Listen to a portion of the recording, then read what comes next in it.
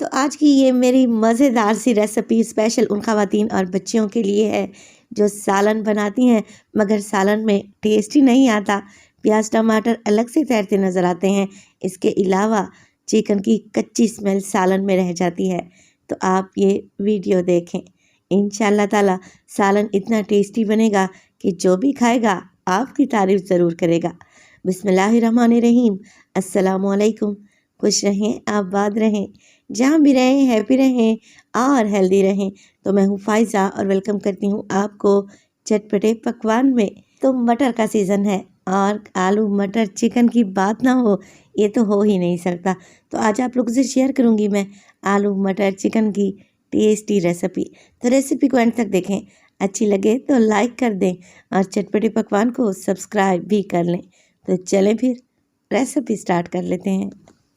तो आलू मटर चिकन का ये टेस्टी सालन वैसे तो मैं कुकर में बनाती हूँ, मगर आप लोगों की आसानी के लिए आज मैं इसे कढ़ाई में बना रही हूँ।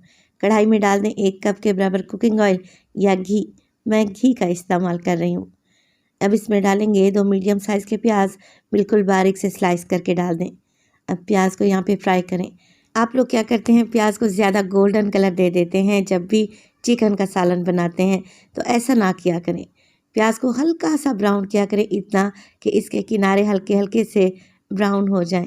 प्याज को ज़्यादा कलर देंगे ना तो सालन का टेस्ट कड़वा आएगा और उसका कलर भी अच्छा नहीं आएगा। जैसे प्याज हल्के से ब्राउन हुए मैं डाल दूंगी इसमें 3 मीडियम साइज़ के टमाटर, बस मोटा मोटा सा काट कर डाल दें। अब टमाटर को हमने यहाँ पर फ्राई करना है, बस इतना ही कि ये हल्के से सॉफ्ट हो जाएं, इनका कच्चापन निकल जाए। तो बस जी फ्लेम को ऑफ कर दें और किसी स्ट्रेनर की मदद से टमाटर और प्याज को निकाल लें। किसी मिक्सी जार में डालें और इनका फाइन पेस्ट बना लें। अच्छा, कुछ लोग क्या करते हैं, टमाटर और प्याज को बॉईल कर लेते हैं, बॉईल करने के बाद उनका पेस्ट बनाते हैं। जैसा मैं आपको बता रही हूँ आप इस मेथड से सालन बनाएं, इंशाल्लाह ताला उंगलियां ही चाटते रह जाएंगे। अच्छा जी, बचे हुए घी में डाल दिया है मैंने चिकन, जो कि है तकरीबन 750 ग्राम। चिकन के साथ ही डालूंगी इसमें 1 टेबलस्पून साबित गरम मसाला, जिसमें 2 छोटे टुकड़े दालचीनी के हैं। इसके अलावा 1 बड़ी इलायची का इस्तेमाल किया है मैंने। 1 टीस्पून के करीब साबित सफ़ेद ज़ीरा है।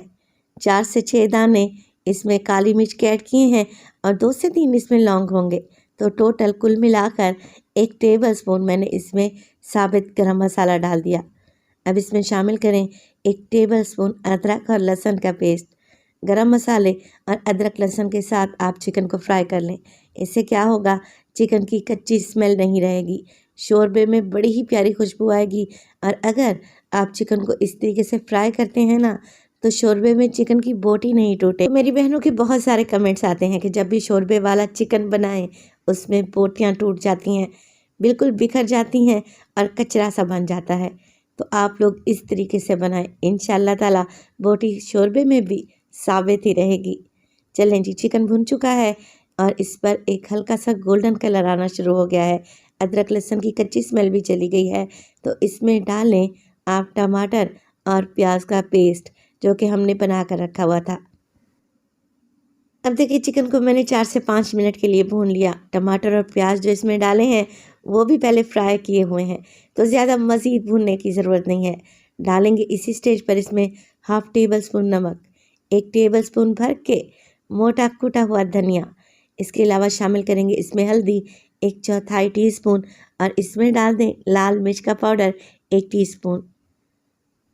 ज़ीरा पाउडर का इस्तेमाल करूँगी मैं इसमें 1 टीस्पून। और सालन का कलर बहुत ही खूबसूरत आए तो मैं कश्मीरी लाल मिर्च डालने लगी हूँ, तकरीबन 1 टीस्पून। इसमें कड़वापन या तीखापन नहीं होता, मगर शोरबे का कलर बड़ा ही खूबसूरत आता है। अगर आप लोगों के पास है तो आप लोगों ने लाजमी डालना है। बस मिर्च मसालों को अच्छे तरीके से मिक्स कर लें। 2 से 3 मिनट के लिए मज़ीद पकाएं ताकि मिर्च मसालों का कच्चापन भी निकल जाए और ऑयल ऊपर आ जाए। जैसे ही ऑयल ऊपर आएगा आप इसमें डाल दें मटर और आलू। तो यहाँ पर मेरे पास तकरीबन आधा किलो के करीब मटर थे जिन्हें मैंने छीन लिया है और 1 से 1.5 पाव आलू है जिन्हें बड़े टुकड़ों में काट लिया है।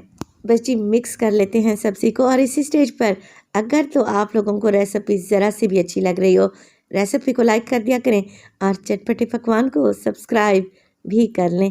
आप सब लोगों का बेहद शुक्रिया।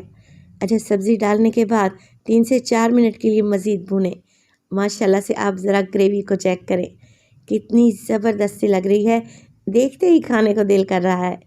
जैसे ही सब्ज़ी भून जाए 3 से 4 मिनट के लिए, अब हम डालेंगे पानी, क्योंकि चिकन में भी कसर बाकी है और आलू और मटर को भी तो हमने गलाना है।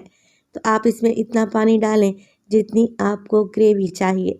मैं इसमें तकरीबन 1.5 गिलास के करीब पानी डालूँगी। तो ये शोरबे वाला टेस्टी सालन रोटी, चपाती, फुल्के, पराठे के साथ, इसके अलावा उबले हुए चावल के साथ भी बड़ा ही टेस्टी लगता है। अब पानी डालने के बाद मैंने इसमें डाल दी हैं 4 से 5 हरी मिर्चें, डंडी निकाल कर साबित ही ऐड कर दें, इससे शोरबे में खुशबू आती है।